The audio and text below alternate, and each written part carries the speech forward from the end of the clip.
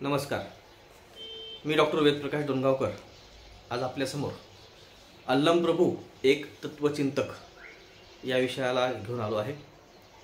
मित्रांनो, आपल्या भारताच्या या संस्कृतीमध्ये वेगवेगळ्या राज्यामध्ये वेगवेगळे संत महात्मे तत्वचिंतक होऊन गेलेले आहेत आणि त्यापैकी एक अल्लमप्रभू हे आहेत।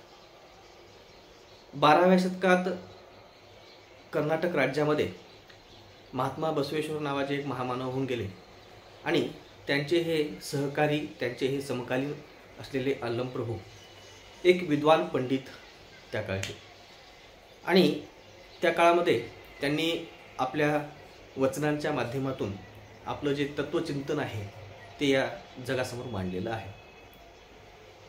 भारतीय संस्कृतीमध्ये आपल्याकडे प्राचीन परंपरा जर पाहिली आपण तर वेद, उपनिषद आणि त्यानंतरची मग सगळी ही सूत्रग्रंथ, काही पुराण आहेत, काही आरण्यक आहेत, या सगळ्यांचा आपण अभ्यास करीत असतो। आणि या सगळ्या साहित्यामध्ये ज्या विचारांची चहलपहल आहे त्या सर्वांच्या संदर्भामध्ये आपण जे चिंतन मांडत असतो, खऱ्या अर्थानं त्यालाच तत्वचिंतन असं म्हणतात।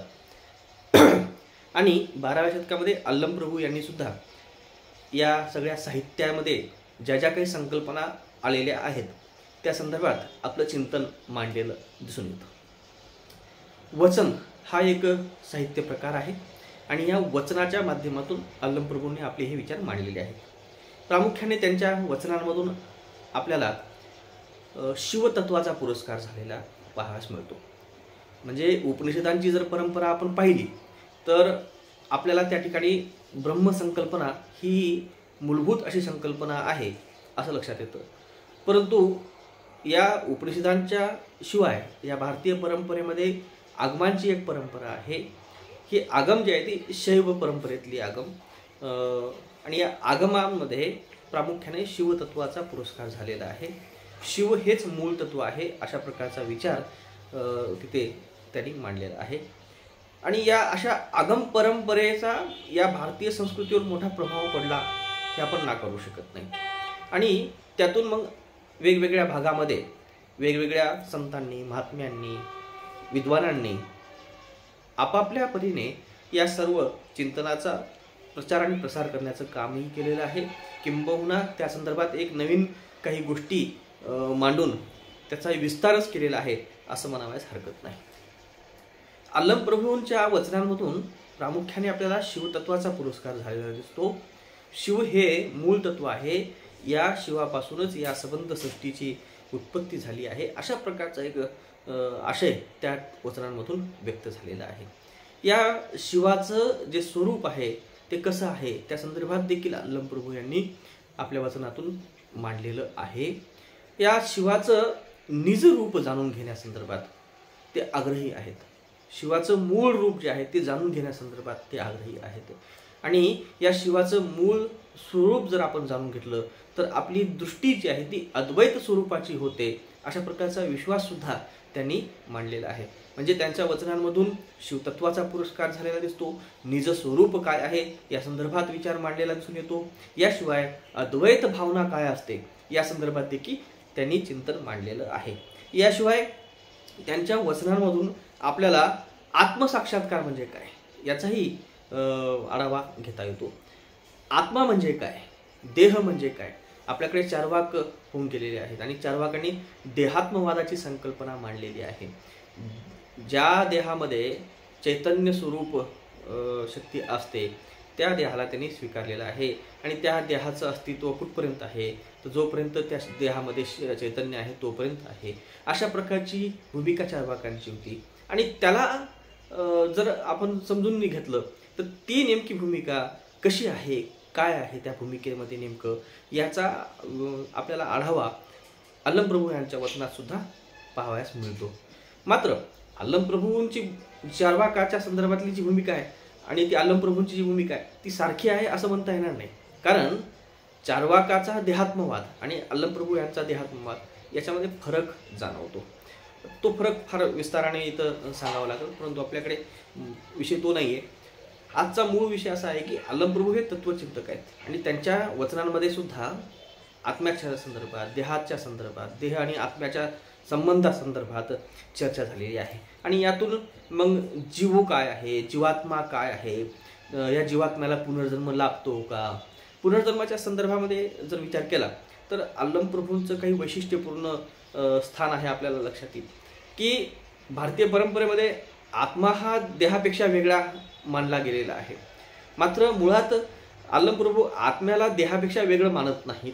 आणि मग असा हा आत्मा नित्य आहे का, तर या संदर्भात अल्लमप्रभू म्हणतात की हा जो आत्मा देहयुक्त असलेला आत्मा आहे त्याची शेवटी काय होणार आहे, राख होणार आहे, ती भस्म होणार आहे आणि ते मरण हेच खरं आहे, अशा प्रकारचं त्यांचं मत आहे. आणि मरण हे खरं असल्यामुळे आत्मा नित्य असल्या आहे आणि म्हणून पुनर्जन्म होतो हे काही मान्य करण्यासारखं नाही. पुनर्जन्म मान्य नाही त्यांना. तर पुनर्जन्म जर मान्य नाही तर ते अमान्य का आहे, हा एक महत्त्वाचा प्रश्न आहे. आणि जर हे पुनर्जन्म नाही असं म्हणतो आपण तेव्हा तर नेमकं काय त्याच्यामधलं गुपित काय आहे, तर त्याच्यामध्ये काय आहे की शिव आणि जीव यांच्यामधला जो समरस्य भाव आहे तो जोपर्यंत आहे तोपर्यंत सर्व काही आहे.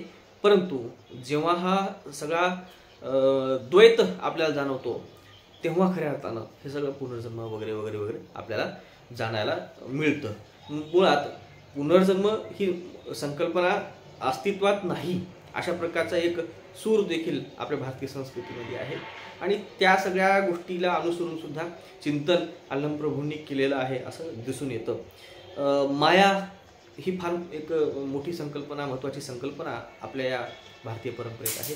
आणि त्या संदर्भात देखील अल्लमप्रभूने सविस्तर अशी चर्चा केलेली आहे. सम्यक ज्ञान म्हणजे काय या संदर्भात देखील अल्लमप्रभूंनी चर्चा केलेली आहे. मनाच्या संदर्भात त्यांच्या काही महत्त्वाच्या गोष्टी आहेत. त्यांनी मनाचं जे विश्लेषण केलेलं आहे ते अत्यंत मार्मिक स्वरूपाचं आहे. मनामध्ये येणाऱ्या हे सगळ्या भावना, मनातील विचार, मनातील कल्पना या सगळ्या कशा लहरी स्वरूपाच्या आहेत आणि त्याला कशा पद्धतीने स्थिर करता येऊ शकतं, अशा असंख्य गोष्टी त्यांनी आपल्या या वचनाच्या माध्यमातून सांगितलेलं आहे. ते एकेश्वरवादाचे पुरस्कर्ते आहेत आणि एकेश्वरवाद मांडत असताना ते वारंवार मूळ तत्वाला जाणण्याचा आग्रह करतात. ते मूळ तत्वाला जाणून घेतल्यानंतरच खऱ्या अर्थानं अद्वैत भावना, अद्वैत दृष्टी आपल्याला लाभते अशा प्रकारचा विचार देखील त्यांनी प्रस्तुत केलेला आहे. त्यांनी निर्वाण संदर्भात विचार मांडलेले आहेत. निर्वाण कशा पद्धतीनं प्राप्त करता येतो, निर्वाणाची अवस्था काय आहे या संदर्भात देखील त्यांचे काही वचन आपल्याला पाहावयास मिळतात. त्यांनी शब्दप्रमाणाच्या अनुषंगाने जेव्हा आपण विचार करतो तेव्हा आपल्याला लक्षात येतं की वेद, पुराण असतील, श्रुती असतील, स्मृती असतील, अशा या सगळ्या शब्दप्रमाणांचं त्यांनी खंडन केलेलं आहे. याला कारण आहे की या सगळ्या साहित्यांमध्ये जे काही दोष आहेत ते दोष त्यांनी त्या ठिकाणी अधोरेखित केलेले आहेत. देवतांमधला संघर्ष असेल, दानवांमधला संघर्ष आहे, देव आणि दानवांमधला संघर्ष आहे, मनुष्याच्या जीवनामधले संघर्ष आहेत. अशा या सगळ्या गोष्टींचा आधार घेत त्यांनी ही सगळी ज्या कथित गोष्टी आहेत त्या त्यांनी सिद्ध करून दाखवलेल्या आहेत. आणि प्रामुख्याने त्यांनी देवता असू देत किंवा दानव असू देत किंवा मनुष्य असू देत, ह्या सगळ्यांमध्ये जे संघर्ष करणारे घटक आहेत हे सगळे तामस वृत्तीने बरबटलेले आहेत. आणि म्हणून या सगळ्यांना काय प्रमाण म्हणून स्वीकारायचं असा सवाल देखील त्यांच्या वचनातून उत्पन्न झालेला दिसून येतो. आणि महत्त्वाचं आणखी एक गोष्ट, त्यांच्या वचनांमध्ये काही वचनं अशी आहेत की त्याच्यामध्ये त्यांनी काही फळांची उदाहरणं दिलेली आहेत. काही ठिकाणी समुद्राच्या लाटांचं उदाहरण दिलेलं आहे. आणि अशा या सगळ्या काही वचनांचा जेव्हा आपण विचार करतो तेव्हा ते खरंच किती वैज्ञानिक होते असंही आपल्याला वाटू लागतं. तर असं एकंदर हे बहुरंगी व्यक्तिमत्व आहे अल्लमप्रभू आणि हे तत्वचिंतन करणारे व्यक्तिमत्व आहे, हे त्यांचं विशेष आहे. त्यांचं जे नीतिशास्त्र आहे ते फार सुंदर असं आहे. विस्ताराने त्यांनी नैतिक बाबींची चर्चा केलेली आहे. त्यांनी शील म्हणजे काय असतं, शीलाचे म्हणजे शील का आपल्या आचरणामध्ये असायला पाहिजे, त्याच्यातून नेमकं काय प्राप्त होऊ शकतं, अशा ह्या सगळ्या बाबतीत खुलासा केलेला दिसून येतो. त्यांनी काम प्रवृत्तीवर सुद्धा चिंतन मांडलेलं आहे. त्यांनी या संसारामध्ये मोह धरणाऱ्या लोकांचं काय होतं भवसागरात ते कशा पद्धतीनं अडकून राहतात या संदर्भात देखील चर्चा केलेली आहे। सत्य म्हणजे काय, सदाचार कसा बाळगायचा असतो, ब्रह्मचर्य आपण कसं बाळगलं पाहिजे, यासाठी त्यांनी महात्मा बसवेश्वरांचं एक उदाहरण आपल्यासमोर उभं केलं। ब्रह्मचर्य कसं आपण जगलं, ब्रह्मचारी म्हणून कसं जगलं पाहिजे, तर ते महात्मा बसवेश्वरांसारखं जगलं पाहिजे असं त्यांनी एका ठिकाणी म्हटलेलं आहे।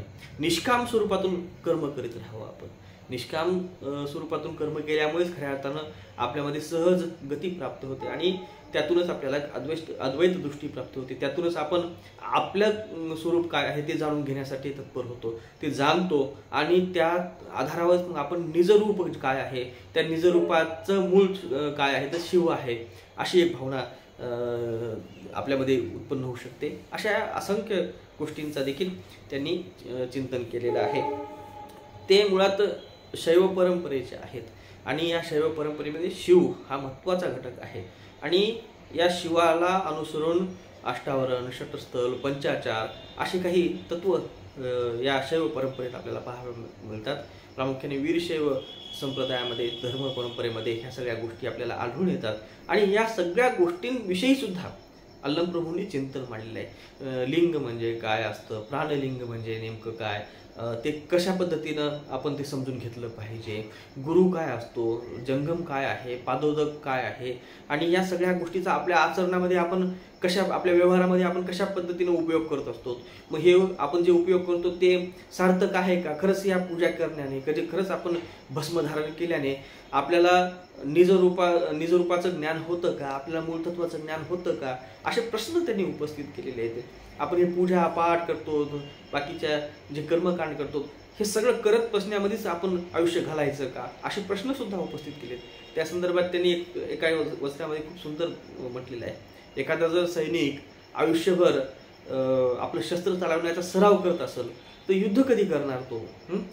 तर मनुष्याने ही सगळी पूजा अर्चा, ईश्वर प्रणिधान, ही सगळी जी घटकं आहेत, या सगळ्या घटकाच्या माध्यमातून आपण कोण आहोत हे जाणलं पाहिजे, आपलं अस्तित्व कशासाठी आहे हे जाणलं पाहिजे, हे मूळ तत्व काय आहे ते जाणलं पाहिजे, त्या मूळ तत्वाशी आपला काय संबंध आहे आणि त्याला अनुसरून आपण कसं वागलं पाहिजे, आपलं आचरण काय कसं असलं पाहिजे, आपला व्यवहार कसा असला पाहिजे, या सगळ्या गोष्टीकडे त्यांनी सामान्य भक्तांना आकर्षित केलेलं आहे। आणि या सगळ्या गोष्टीतून खऱ्या अर्थानं त्यांनी तुम्ही मूळ तत्वाला जाणण्याचा प्रयत्न करा असाच एक मोठं आव्हान आपल्यासमोर केलेलं आहे आणि या सगळ्या गोष्टीतून ते एक सुंदर मांडणी करणारे तत्वचिंतक होते असं माझं मत आहे।